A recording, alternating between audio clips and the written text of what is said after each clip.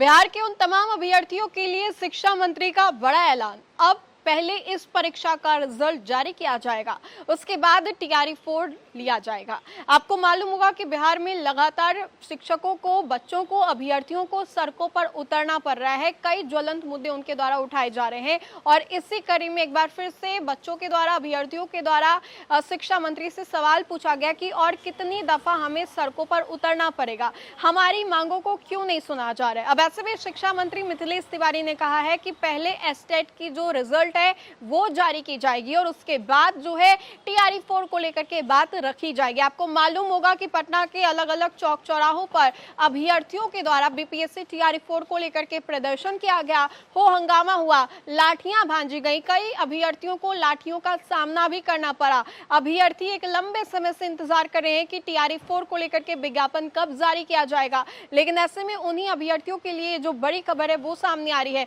हम आपको अंदर की कुछ जानकारी जो है वो दे देते हैं। बिहार के शिक्षा मंत्री मिथिलेश तिवारी ने टीआरई 4 और एस्टेट को लेकर के बड़ा अपडेट दिया। टीआरई 4 का विज्ञापन जारी होने से पहले एस्टेट का रिजल्ट जारी किया जाएगा। एस्टेट पास करने वाले अभ्यर्थी ही टीआरई 4 की परीक्षा दे सकेंगे।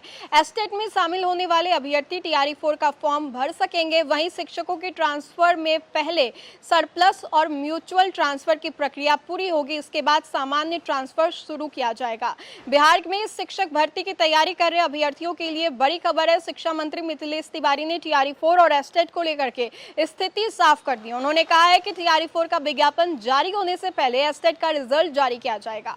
एस्टेट में सफल अभ्यर्थी ही टीआरई 4 की परीक्षा में शामिल हो सकेंगे। शिक्षा मंत्री ने यह भी बताया है कि एस्टेट की परीक्षा में शामिल होने वाले अभ्यर्थी टीआरई 4 के लिए फॉर्म भर सकेंगे। हालांकि टीआरई 4 की परीक्षा में शामिल होने के लिए एस्टेट में पास होना जरूरी होगा। बता दें कि एस्टेट का फॉर्म 17 अगस्त से भरा जाना है। वहीं शिक्षा मंत्री ने शिक्षकों के ट्रांसफर और पोस्टिंग को लेकर के भी महत्वपूर्ण जानकारी दी। उन्होंने कहा कि ट्रांसफर की प्रक्रिया चरणबद्ध तरीके से पूरी की जाएगी।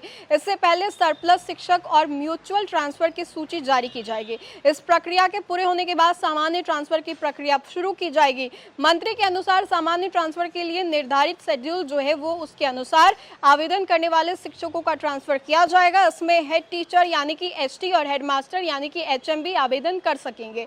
शिक्षकों को ट्रांसफर के लिए निर्धारित प्रक्रिया का पालन करना होगा। लाइब्रेरियन के ट्रांसफर को लेकर के भी शिक्षा विभाग जल्द ही एसओपी जारी करेगा और एसओपी जारी करने को लेकर के ये जो पूरी बात है वो कही गई है। तो आपको मालूम होगा कि बिहार में बीपीएससी टीआरई 4 को लेकर के भी अभ्यर्थी एक लंबे समय से इंतजार कर रहे थे और ऐसे में शिक्षा मंत्री मिथिलेश तिवारी ने सब कुछ साफ बता दिया कि पहले एस्टेट का जो रिजल्ट है वो जारी किया जाएगा।